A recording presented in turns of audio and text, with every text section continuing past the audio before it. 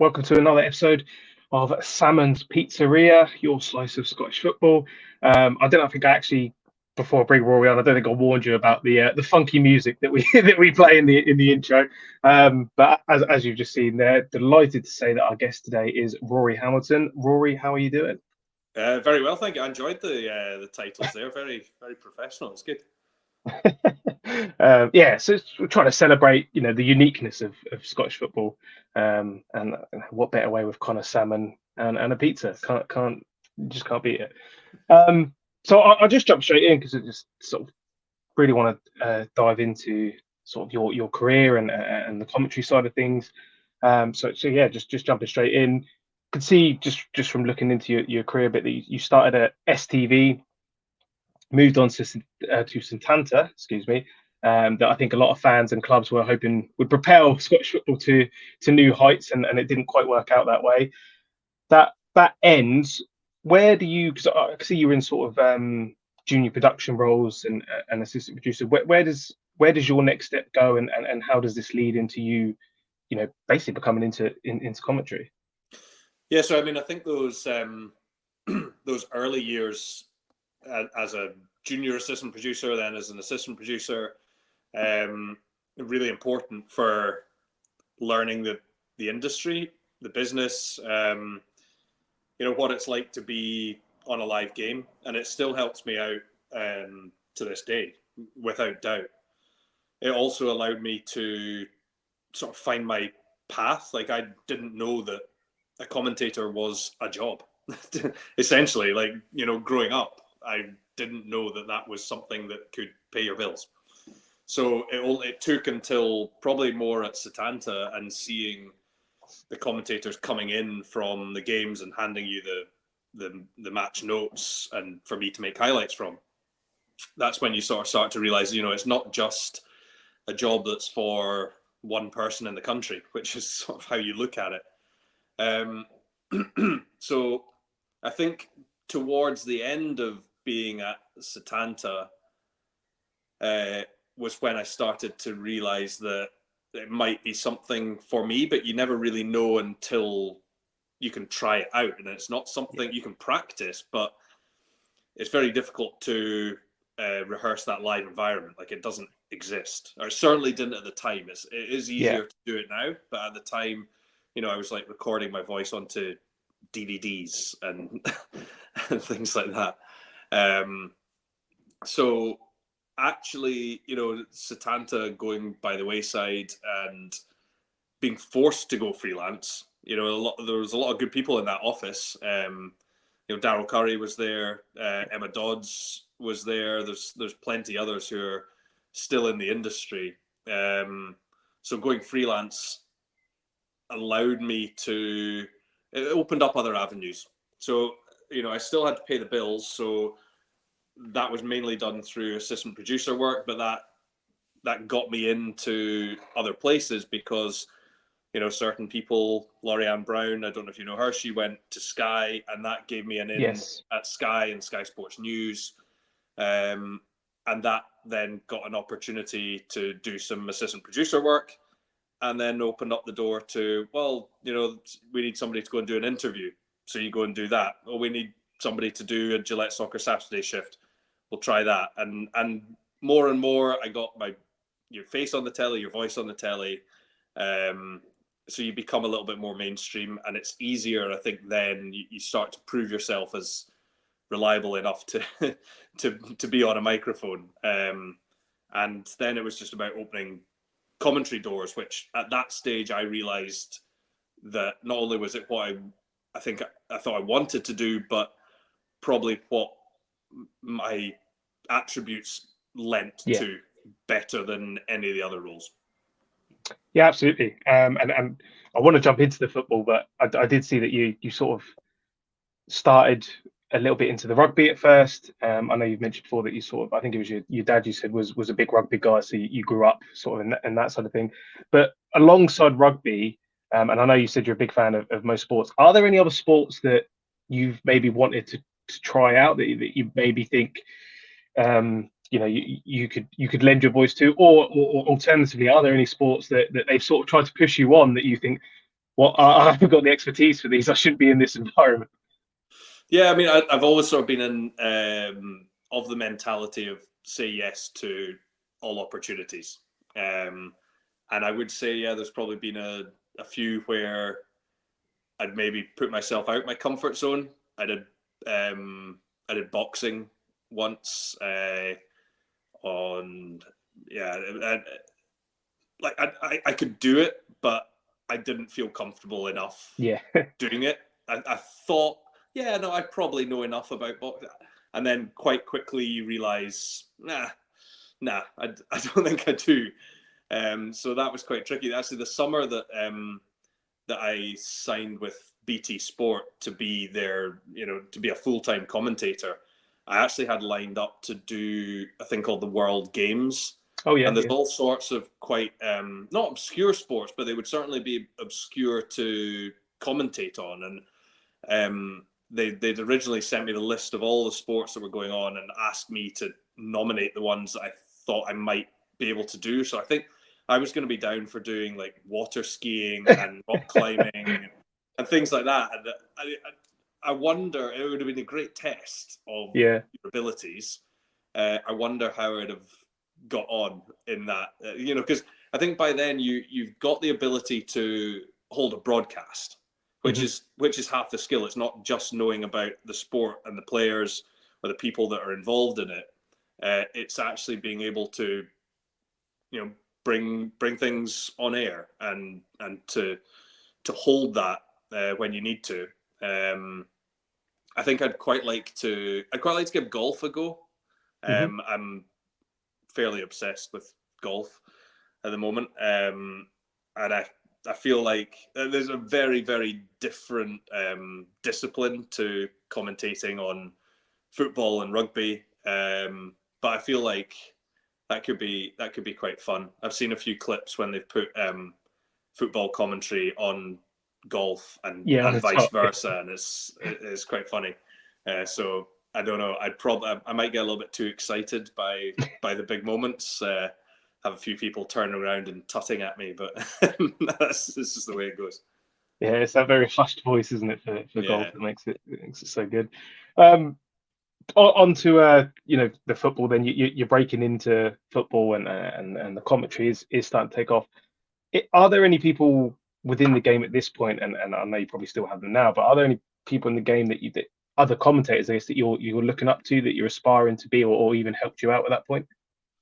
Yeah, I mean, I think as a kid, probably the voice that resonates the most, and at that stage, not knowing that the career path I was going to take at all. I didn't know that until I was about 25. But I think Bill McLaren's voice really punctuates a lot of my childhood memories.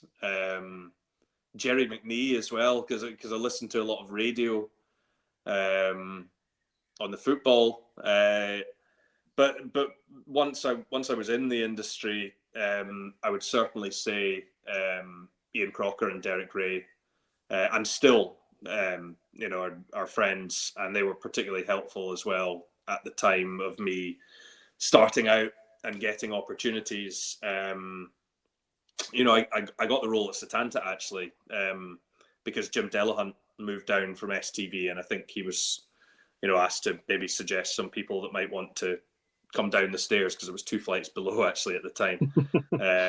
So that was I'm indebted to Jim for that, and Martin Tyler as well. I was fortunate enough to get in contact with him around those early games, doing them for Sky, and he's sort of always said, the line's open. You can give me a call for a chat, for advice anytime. So, that's quite a big hitter to be able to call upon. Yeah, 100%. And it's a perfect segue, because just about to mention Ian Crocker as well. We spoke to Ian Crocker recently on this pod. Obviously, we chatted a bit off air about it as well, and I asked him how he prepares for a game. Of course, you've got Clive Tilsley, who has those very aesthetically pleasing notes, those handwritten notes of all the stats and facts of each player.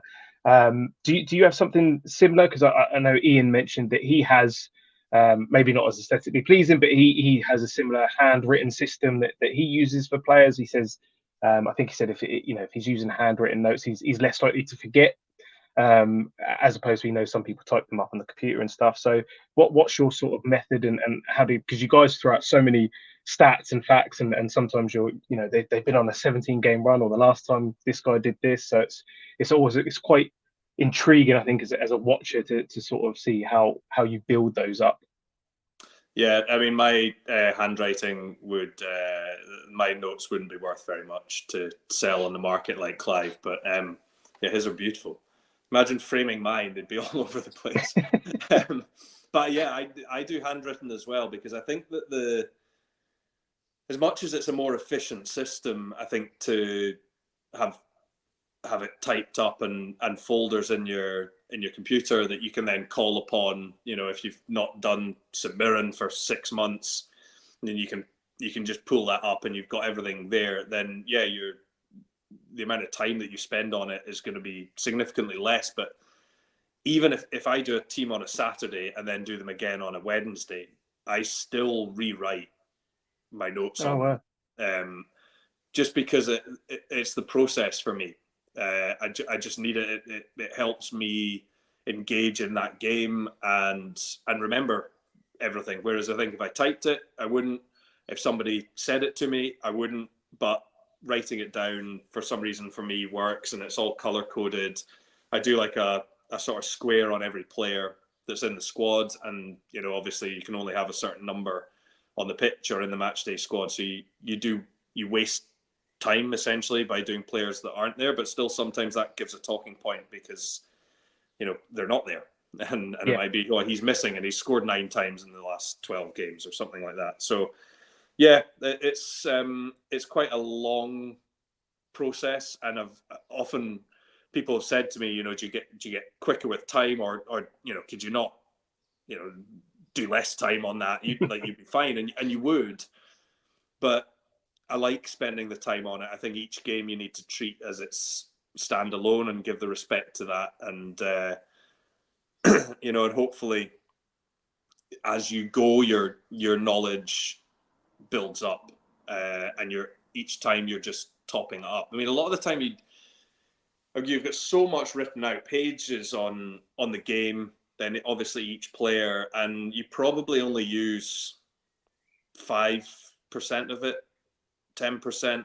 Wow. There might be an absolute gem in there that it's been there all season or for 5 years and you've never used it, but you need to wait for the right moment. It can be too tempting to throw out good stats and just churn them out. And I realized listening to other games, and quite often that top bit of a game from teams out to kickoff, I script all that. And I listened to some other commentaries, and I just went, that guy's listed so many stats about this, which is interesting, but none of them have gone into my head. Yeah, because it was just like stat after stat after stat after stat, and I think so I've kind of developed that over time. I would have probably done that at the beginning and just gone, right, how are we going to list this, and developing that moment to actually trying to summarize what the game means, and to each set of fans. And you might chuck in a stat, like, I mean, the cup final last weekend, and the standout stat was that Celtic and Rangers, as much as, well, particularly obviously Celtic, more so in in the last decade and more, have been the absolute dominant force and forces in the last 30, 40 years of Scottish football, but they've not met in the Scottish Cup final for 24 years. Yeah, was amazing. So you get that one out the way, but I don't then off the back of that go, and Celtic are unbeaten in 13 games while Rangers have only won 2 of their last, because it all gets lost. You learn to kind of be selective, and you got to be not clever but careful with how you use them. Yeah, that's fascinating. What about just off the back of that, when you have your stats and you said, look, maybe only 5% of it gets used, is it just up here that you don't repeat the same stat sometimes, or a little fact about someone, or is that just part of the job that you've just developed over the years not to remember what you have and haven't said. Yeah, I mean, I think you can repeat them from game to game, and I'll try not to do it within game. But like I've just said, you might have gone early with one of them, Yeah, uh, and then the moment might happen, and so you have to go again. So I think sometimes if it's a good enough stat, then yeah, you can reinforce it. That somebody might not have been listening the first time, so you can fair go enough. again. But yeah, you wouldn't try to do it too often. But I think if it's required and you maybe didn't get the timing right the first time, then you have to just go again. Yeah, no, that's completely fair. Onto our game then, the Scotch game. I think it's fair to say that certainly for the last 20, 25 years, Ian Crock has been the voice of Scottish football, and certainly from a domestic point of view, now with TNT Sports and football rights going back and forth, it started to feel, and certainly for me, I'm not expecting maybe you don't feel the same way, but certainly for me and people I know, that you've almost become the voice of Scottish football in Europe, like following the Champions League campaigns of Celtic and obviously the Rangers Europa League run. How do you find a sort of the European game commentary differs to the domestic game? Is there much of a difference? Is there a different energy when just from a commentary point of view? Yeah. I mean, there's a different energy in the stadium. Um, you'll know it. European nights are whatever stadium you go to. I mean, we've had Aberdeen last season, Hearts the season before, getting to group stages, Celtic, Rangers regularly, and it goes up not a notch, a few notches. It's like it feels even more than cup final um, levels. So I've always found as a fan European nights special, and it's the same. It's the same working on them. I do think that we can get a little bit too insular with our football, Hmm. and particularly if you look at the big two, and they tend to be happy enough as long as they're beating the other. Uh, and I've always thought it's quite an insular, small-minded mentality. We should be looking at Europe and where you where you thrive, where you're judged. I think is Europe. And if you look at how maybe some other nations that we would have 20 years ago seen ourselves as a similar size or expecting to beat their teams, a few of them I think have overtaken us Hmm. in that sense, by seeing the value of what goes on in Europe. I mean, you can particularly look at, if I mentioned the big two, Celtic and Rangers, and then you look outside that, who's made a mark in Europe, Yeah.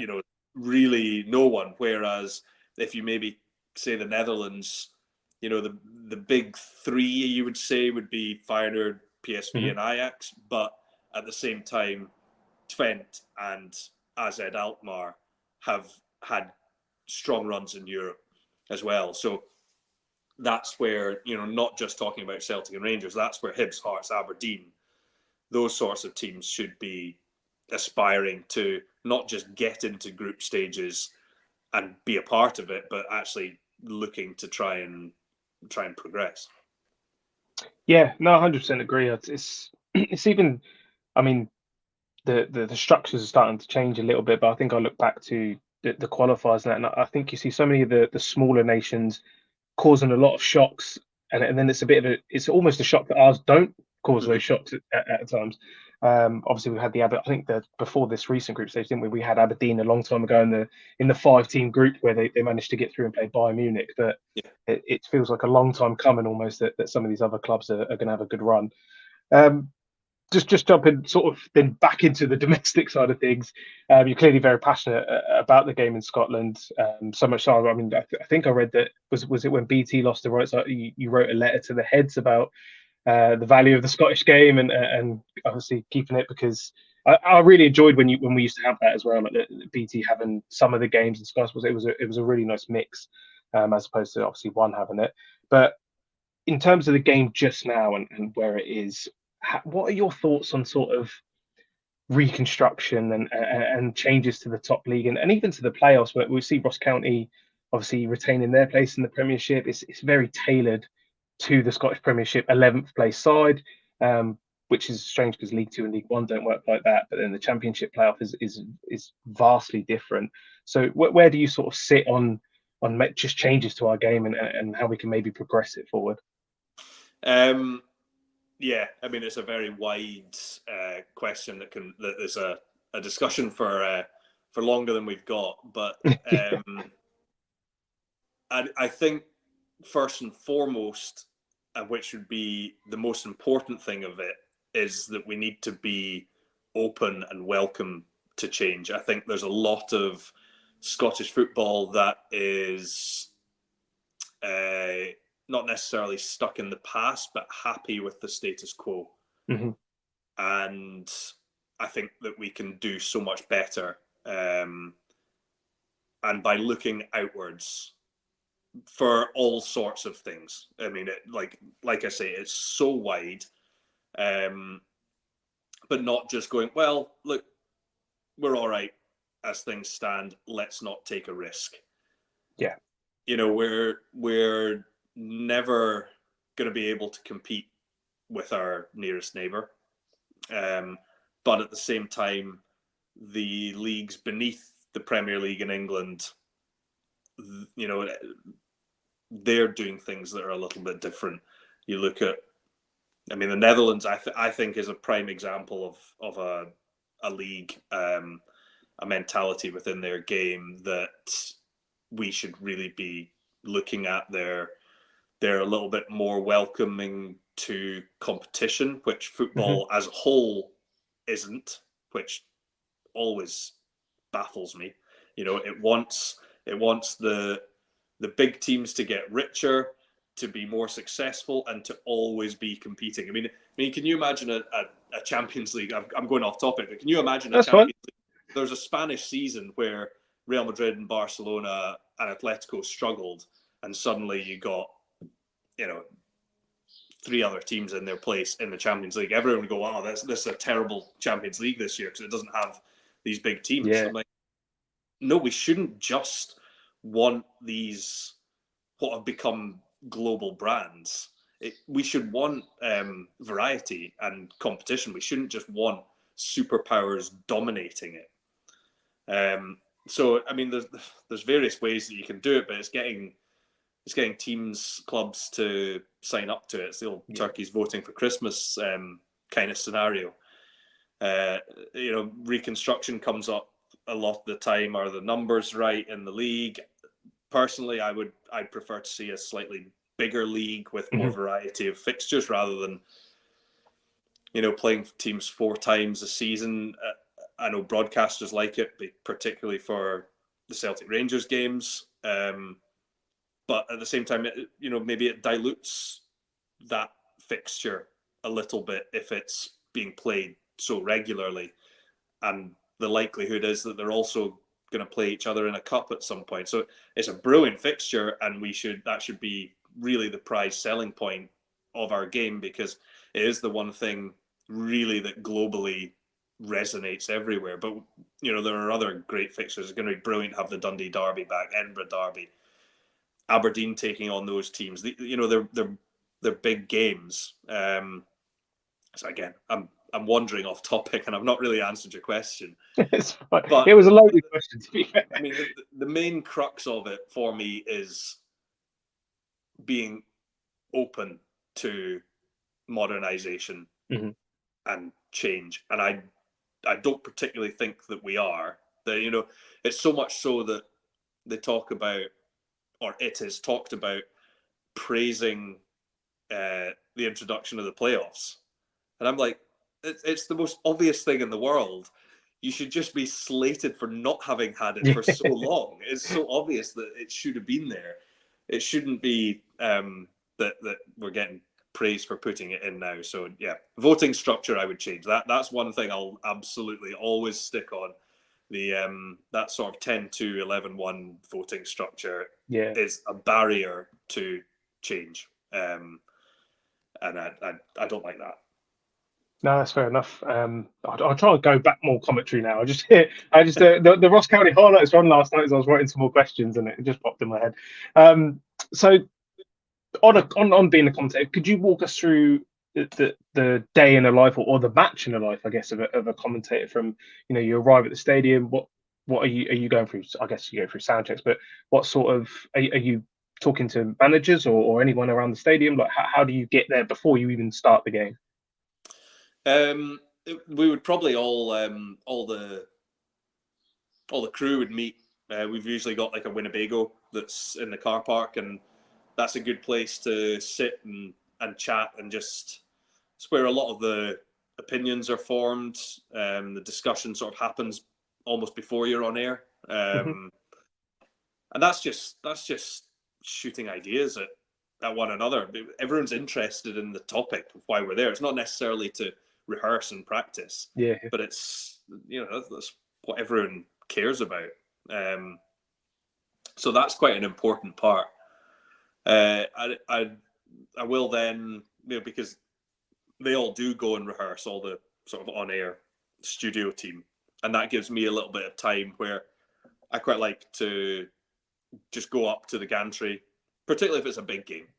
Go up to the gantry and just kind of get a feeling for what the game means, generate my thoughts, and that's when I'll start scripting that opening sort of 5 minutes when I go on air to kick off, and obviously everything after that is just that's what happens. Yeah. But you can get that initial 5 minutes sort of down on paper.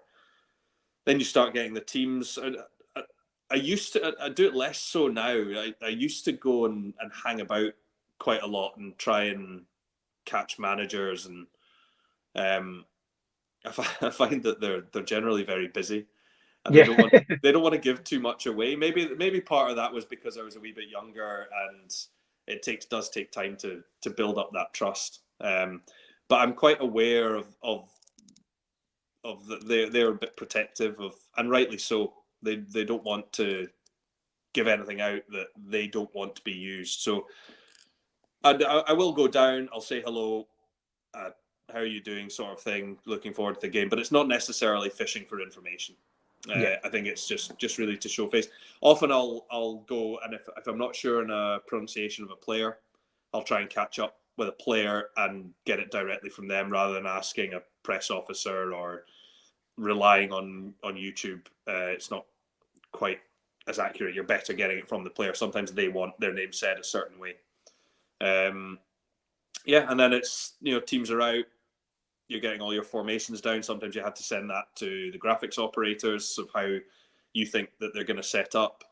Again, you can sometimes get that from a coach or a manager, but in the main, we do have those sort of experts on the panel as well. So I'll chat to Michael Stewart, Stephen Craig, and Ali McCoy and be like, "How do you think they're going to set up?" Because often, if they're going to do something a little bit left field, the manager isn't going to tell you anyway. Yeah. Yeah. Exactly. So they usually just say, "Well, you'll see when the game kicks off." So it's good to do that, and it challenges you in that discussion with an ex-player, and you might arrive on a formation, and then you go, "Oh well, I've seen him play in the middle of the park or outright."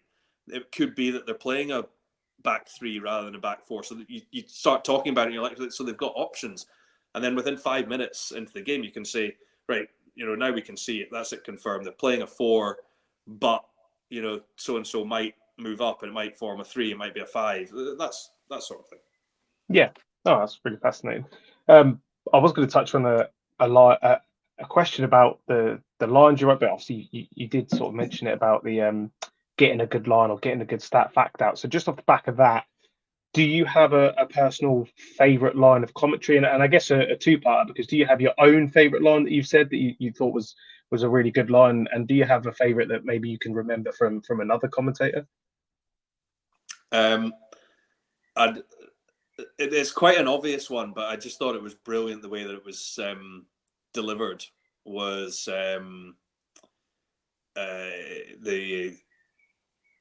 Roma Barcelona one, why is the name escaping me now? When Kostas Manolas scored, it was a Greek god in Rome. It was just a sensational bit of commentary. From my own point of view, Peter Drury. There we go. See, I need Peter these Drury, things yeah. written down. From my own point of view, I can't believe that I forgot Peter's name for a second. See, that's where I should have just kept on talking, and in the back of your mind, it's working away, and it usually comes up with something eventually. Buy yourself time. From my own point of view, and I think it usually, and it comes back to your earlier question about how different those European nights are. So I think most of mine come from those big nights in Europe. A few years ago, Celtic beat Lazio home and away, and the thing is, it's really nice when you hear from fans and they talk about those moments and replaying it. And I got so many the morning after the win in Rome from Celtic fans saying, we were out last night, obviously, and after the game we hadn't heard your commentary, but we've all woken up, in our hotel room and just been playing the goal constantly, and it's just your words resonating throughout. And so that was quite a cool one for that was just Rome conquered, but very simple. I remember it, yeah.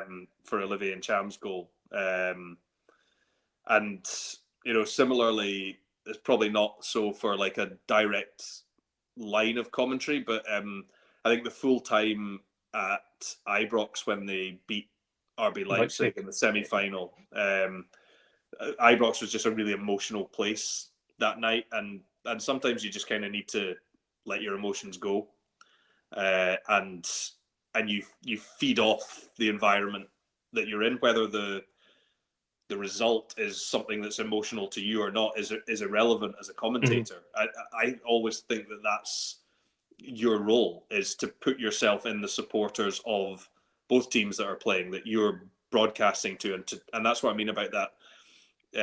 Sitting up at the gantry before the game is just really trying to immerse yourself in what the game means. And I've been lucky enough to do the Scotland games for the last few years, and supporting Scotland has always been something really close to me. I've been following the national team home and away for almost 20 years since my first away game in Lithuania, and group of us have just gone to, it's not quite 100% attendance, but it was probably in the 90%. Wow. So to be able to then put your voice on the Scotland games for such a successful campaign as well. Croc's always he always says to me, like, he put in all the hard years of Scotland being terrible, and now I can swan along and get them being really successful. So I think, in no way is it textbook commentary, but the moment of Kenny McLean's goal in Oslo is one that, like I say, it's not perfect commentary, but I think a lot of the fans like it because it is just raw emotion. And that's exactly what it is. Like I at that stage have all barriers are down. I'm just going for it. Like I'm that excited. I guess you need to try and rein it in a little bit, but I think in moments like that, it's just so exciting. You don't want to hold yourself back.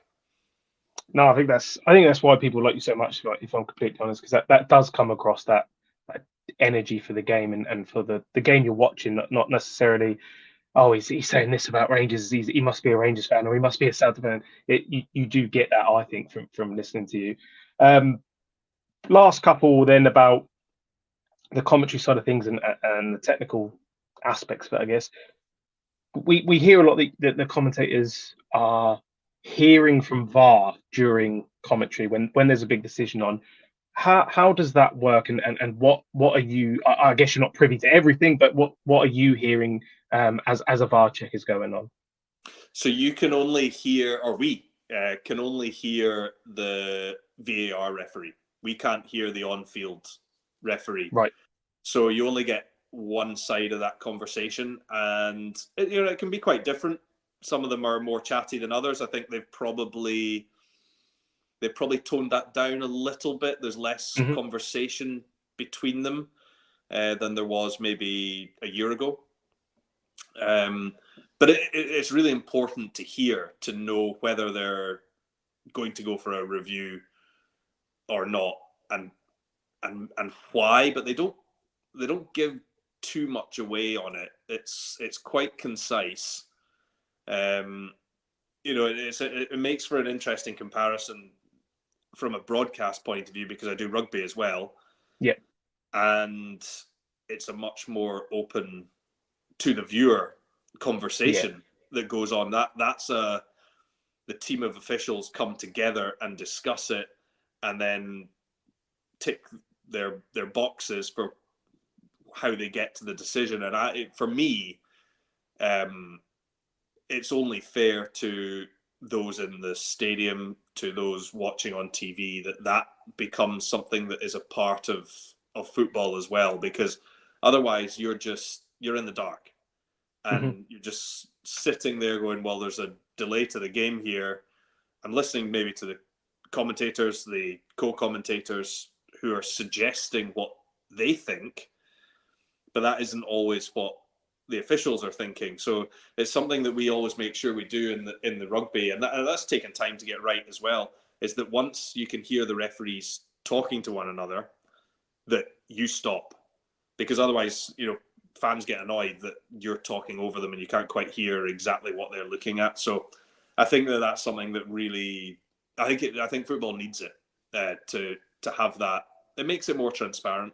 And I think it will help the referees an awful lot as well, because more people will understand how they might not agree with it, but as long as there's an understanding of how they came up with a decision. Yeah, no, absolutely. Couldn't agree more with that. It's rugby's a perfect example. I think it's so when you're sitting there and you have no clue, especially when you're in the stadium as well, and you're even more in the dark than when you're at home and you don't have the commentary. I think MLS have started trialing the refs coming back out and announcing to the stadium what the decision is. So it's like sort of baby steps, but yeah, hopefully we do get there. So starting to bring it to a close then, and just completely flipping and going into the Euros, and you already touched on Scotland a little bit. How excited are you for the Euros? Because for me, it's felt like the last Euros felt a bit like it was just us returning to the grand stage, and we were just, I was almost happy that we were just back. And this time it actually feels like there's a genuine sense of excitement around it, and that we can maybe achieve something. I'm not saying we're going to go win it, but we can at least get out of the group for the first time, and things like this. So how are you feeling about the Euros going into it? I'm incredibly excited. I've actually just today, my plans have sort of gone up in the air, because I've got an MRI scan of my knees, and it's come in for the morning that my flight is to go into Germany. And I'm like, I've been waiting for 2 years for this scan, so I can't give that up. And I've been on the phone all day trying to sort that out. But that's fairly irrelevant. I'll get that sorted. But I am super excited. You talk about the last Euros.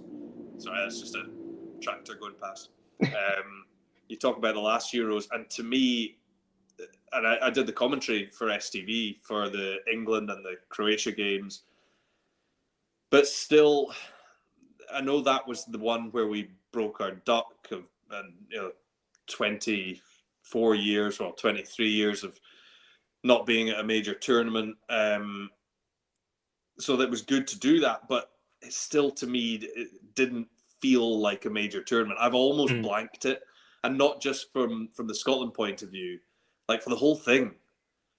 Half empty at best, like 1/8 empty stadiums, and it just, it was obviously a difficult time for the world, and it was good that at least we could get a tournament, but I don't know. Also, I mean, playing in Glasgow and one game in London is, to me, not as special as going to Germany for 2 weeks to watch Scotland, and camping out and picking your different cities to go and stay at. Like, I went to the World Cup in 2006 in Germany, And from ever since then, I've just said it's the place, from the infrastructure, from their attitude towards fans, to the people and how welcoming they are, to the beer. It's the place that is best set up to host a major footballing event.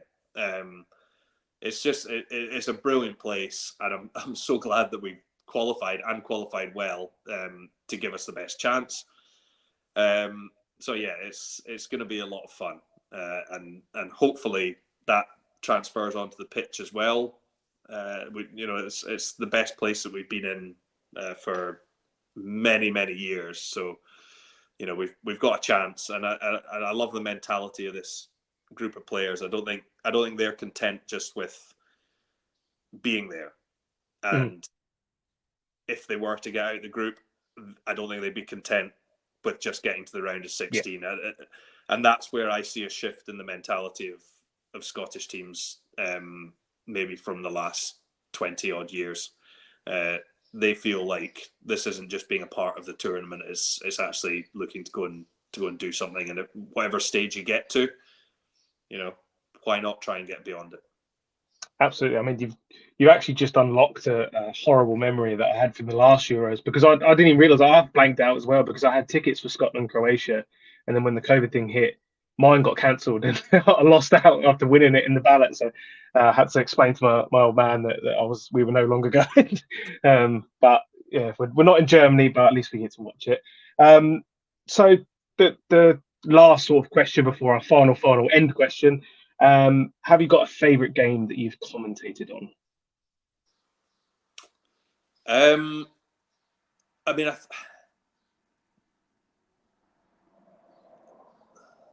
probably not, but the ones that stick out, and it's probably not. The 90 minutes are entirely forgettable, but the game in Oslo last summer, just for that moment or those two moments, that really sticks out. And I think the Spain game as well at home that's the best I think I've seen Scotland play. Yeah. And particularly against a really tier 1 nation. And we didn't give them a sniff that night. I thought we were absolutely magnificent. There's been more over the years. It's an honour to go to certain stadiums in the Champions League. And every time you do a cup final, you just feel very fortunate to be in that position. The Europa League final was unbelievable to be a part of that. I didn't think that a Scottish team would ever get to that stage again. And to think that, we've had 3 in this century is actually quite impressive. Yeah. Will we get another one? I think the invent of the Conference League is good, but like I said before, it's not just that the rich clubs get richer and the gap gets wider, because that happens within every league, but it also happens within leagues within Europe. So the big leagues, get more powerful, and it's nearly always, well, for a good long time, it was Spanish and English dominating. Germans have done particularly well this year. But to try and keep up with that, even for like a mid-tier Bundesliga team, for our best team to go up against them, they're dwarfed by budget.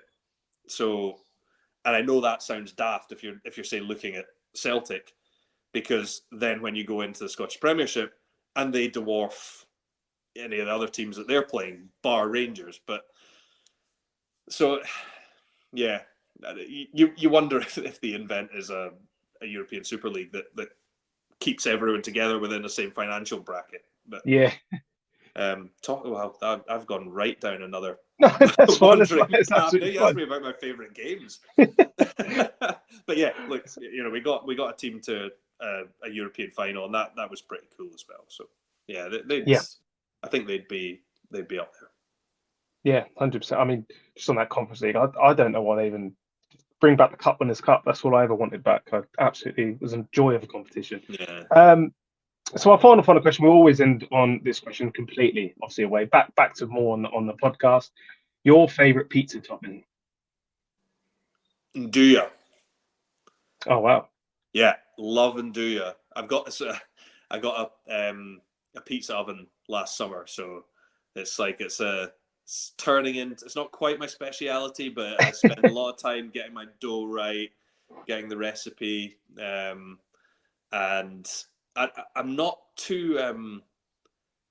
I'm never too inventive with toppings. Like when you know, we'll go to the shops and be like, "Oh, we're doing pizza tonight. How many are we make?" Like we're making 8 pizzas for a bunch of people to come round, and if it's up to me, almost every one of them is like ham, mushroom, and then obviously like your cheese. I don't get too inventive beyond that, but Nduja is a favorite of mine because you can make that like it can go really well savory. You can add a little bit of like hot honey on it, drizzle that on top, and you get the sweet and the spicy and the meaty. Yeah, that I'll go and do. That's an easy one for me. I'll be honest. I mean, we weren't expecting a pizza connoisseur to answer the question, but it's absolutely fantastic. Rory, thank you so much for joining us. It's been an absolute joy, and obviously absolute pleasure to have you on the voice of Scottish teams in Europe, the voice of the Scotland national team almost at times as well now. So it's been an absolute privilege. So thank you very much. Brilliant. Enjoyed it. Thanks a lot, Stu. Cheers.